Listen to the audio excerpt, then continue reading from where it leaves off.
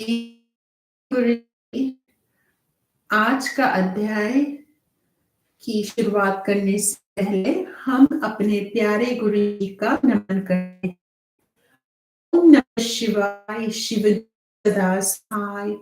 ओम नमः शिवाय, गुरु जी सदा सहाय। मृषा तथेति तद्वातृ वचस्तद तदन्तिके हरिश्च तस्यत्य मितिव चिन्तयं चकार तस्मै नमः स्वयं। षोडशैरुपचारैश्च पूजयामास तं विधिं प्रहर्तुं षठमङ्गलितः स ईश्वरस्तत्र बभूव साकृतिः। समुस्थितः स्वामी विलोकनाथः पुनः प्रकम्पानि परिगृह्य तत्पदम्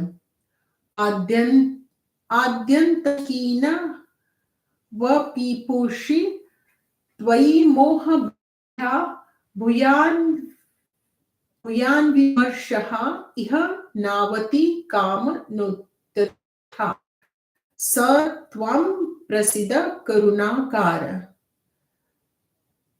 कश्मलं नौ मुष्ट्वं क्षमस्व विहितं भवतैव केल्या।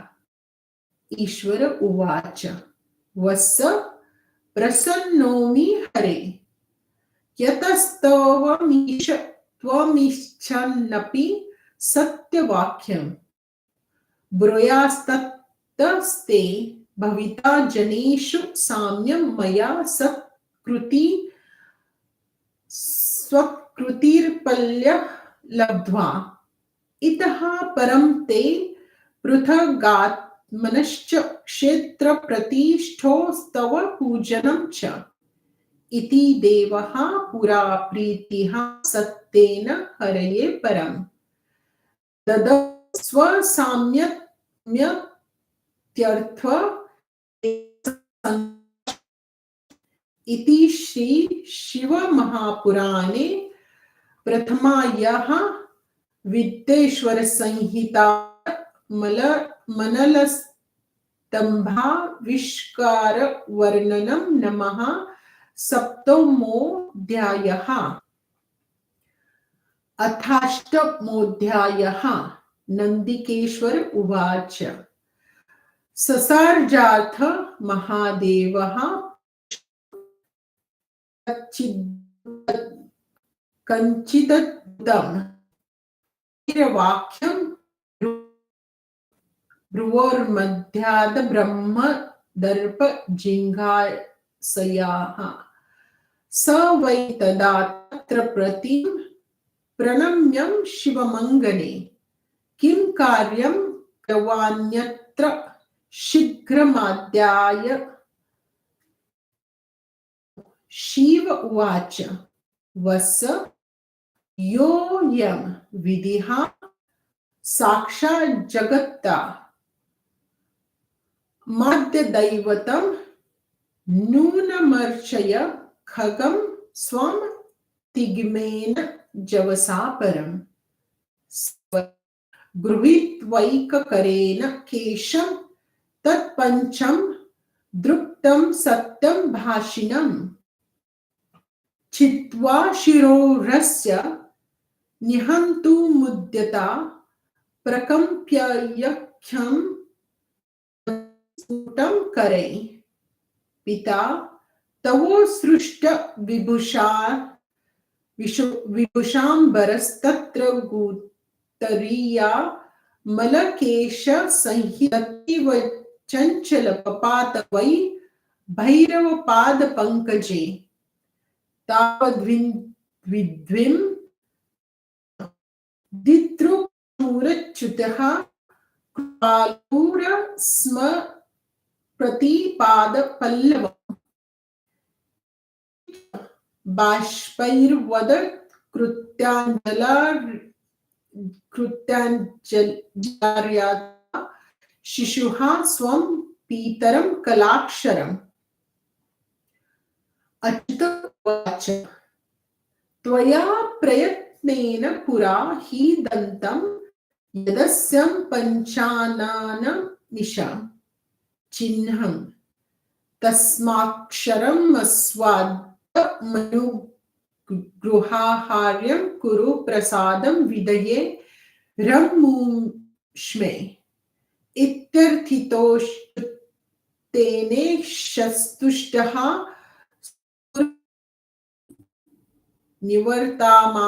निवर्तायामास तदा भैरव ब्रह्मदण्डतः अतः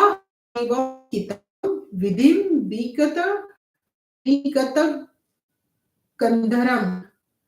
ब्रह्मस्तवन्मर्ह्याणां काक्षी षठेशत्वं समास्थितः नातस्ते सत्कृते लोके भूयास्तथानौ उत्सवादिकम् ब्रह्मोवाच स्वप्नस्त्रिदाद्य महाभूते मन्ये वरसाः प्रमोक्षम् नमस्त्युभ्यं भगवते बन्धने विश्वयोनये सहिष्णवे च दोषाणां शम्भवे शैलधन्वने ईश्वर उवाच अराज्यभयमेतत्त्वयि जगत्सर्वं विनश्यति ततस्त्वं जहिं दण्डार्णाय वह लोकधूरं शिशो वरं ददामि ते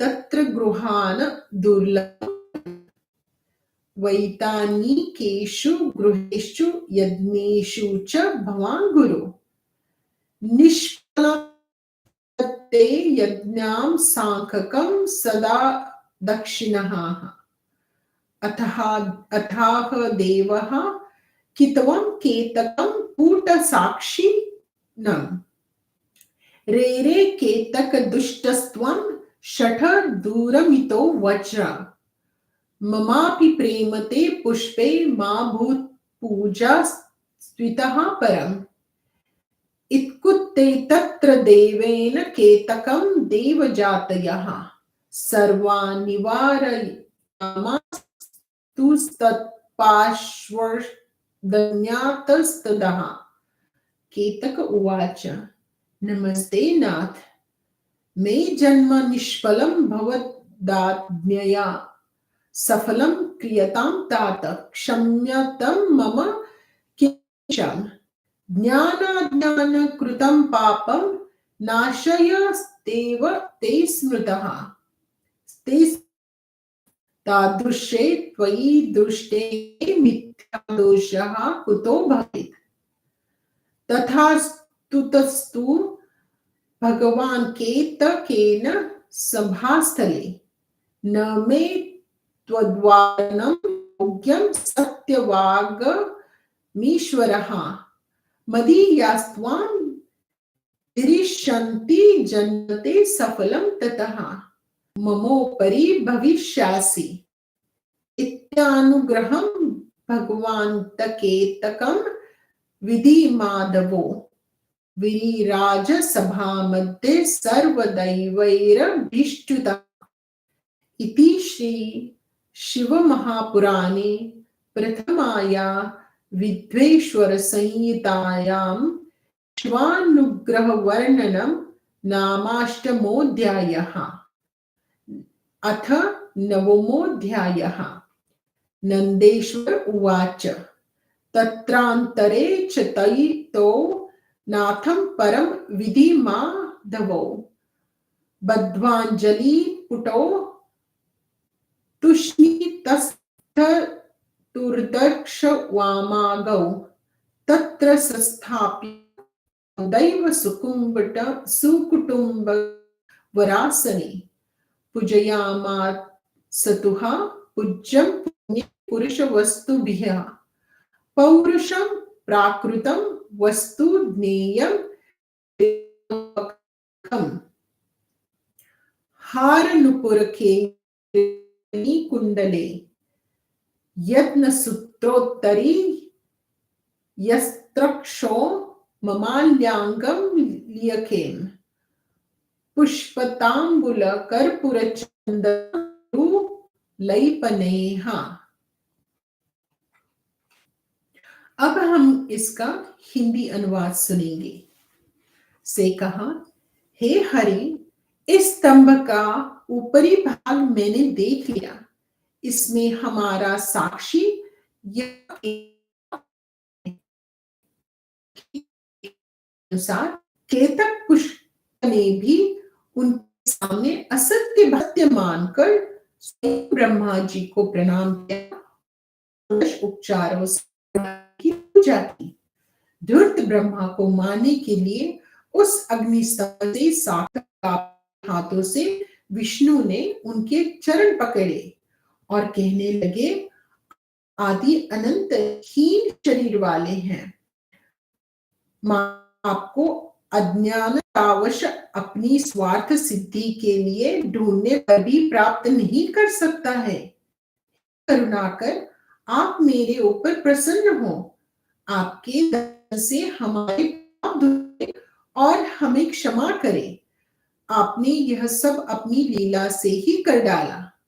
ईश्वर ने कहा, हे वत्स विष्णु, मैं तुम्हारे प्रति प्रसन्न हूं, क्योंकि तुमने ईश्वर को प्राप्त करने की इच्छा रखते हुए सत्य कहा। अतः तुम संसार में भी ईश्वर तथा समता को प्राप्त होकर मेरे सत्कार को भी प्राप्त करोगे। आज से तुम्हारी मूर्ति की विभिन्न क्षेत्रों में प्रतिष्ठा सहित सब होगा। सत्य भाषण के कारण शिवजी भगवान विष्णु के प्रति अत्यंत प्रसन्न हुए और उन्होंने महादेव जी ने के भोयों के बीच से एक अद्भुत पुरुष किया। उसने उत्पन्न होते ही स्वामी भगवान शिव को उस युद्ध भूमि में प्रणाम, प्रभु जी क्या करना है, शीघ्र ही मुझे आज्ञा दीजिए। शिव जी ने कहा, हे वत्स भैरव, यह जो संसार तलवार से शीघ्र ही पूजा वध करो। इतना सुनते ही भैरव ने ब्रह्मा जी के केश को एक हाथ से पकड़कर दूसरे हाथ में पकड़ी हुई तलवार से उनके उस असत्यभाषी पांचवें मुख को काट कर उन्हें भी मारने के लिए तैयार। तब तुम्हारे पिताजी ब्रह्मा जी आभूषण, माला तथा दुपट्टा को उतारकर सफेद बालों से युक्त हवा से चलने से काले केले के पत्तों की भांति अथवा लता के भांति का इस दशा को देखकर विष्णु भगवान ने हमारे स्वामी में आंसू गिराते हुए हाथ जोड़कर उस मधुर वाणी से कहा, जैसे बालक अपने पिता से कहते हैं। ने कहा, हे शिव जी, कृपा पात्र इस ब्रह्मा पर आप दया कीजिए। इस प्रकार जब विष्णु जी ने शिव जी की प्रार्थना की तो देवताओं के समूह के बीच में स्थित भैरव को उन्होंने रोका और कहा, अब ब्रह्मा को दंड मत दो। तब एक गर्दन से रहित अपनी उस कपटी ब्रह्मा जी ने शिव जी से कहा, हे ब्राह्मण, तुमने लोगों में अपनी पूजा कराने तथा ईश्वर स्वामी होने की इच्छा से छल किया था। अतः संसार में तुम्हारा सत्कार पूजन तथा तुम्हारे नाम से कोई उत्सव आदि नहीं होगा। ब्रह्मा जी ने कहा, हे महाविभूति, हे वर देने वाले, हे स्वामी, आज आप मेरे ऊपर प्रसन्न होइए कि मेरे उस शीर का मैं इससे आपका वरदान समझता हूं। हे भगवान, संसार के बंधु, हे विश्वयोनि, दोषों को सहन करने वाले शैल धनुषधारी, हे शिव जी, आपको नमस्कार है। शिव जी ने कहा, हे पुत्र, राजा के भय के बिना यह संपूर्ण संसार इसी भांति लड़ झगड़ कर नष्ट हो जाएगा।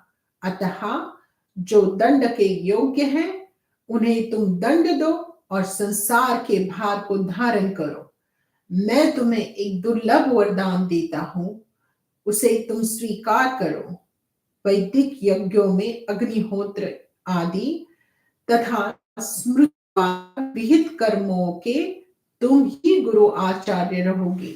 तुम्हारे बिना सांगोपांग दक्षिणा सहित भी वह यज्ञ निष्फल हो जाएगा।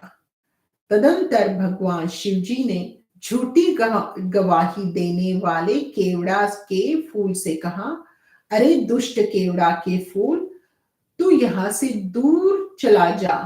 आज से लेकर पूजा के अवसर पर मेरा भी प्रेम तुझ पर नहीं रहेगा। इस प्रकार कहते ही शिव जी के समीप में रहने वाले देव जातियां उस केतक पुष्प को वहां से हटाने लगी। केतक पुष्प ने कहा, हे स्वामी, आपकी इस आज्ञा से मेरा जन्म व्यर्थ हो जाएगा। अब पुनः आप मेरे अपराधों को क्षमा करें, मेरे जीवन को सफल कर दें। आपका स्मरण करने मात्र से किए गए अथवा अनजाने में किए गए सभी के बाद भी मेरे ऊपर मीठा भाषण का दोष कैसे लगता है? जब केतक ने सभा के बीच इस प्रकार भगवान शिव जी की प्रार्थना की, तब उन्होंने कहा, तुम धारण करने के योग्य नहीं है, क्योंकि मैं असंत नहीं हो सकती, किंतु विष्णु आदि भगवान शिव जी, विष्णु तथा केतक की पुष्प पर कृपा करके सभी देवताओं द्वारा स्तुति किए जाने के बाद सभा में विराजमान हुए।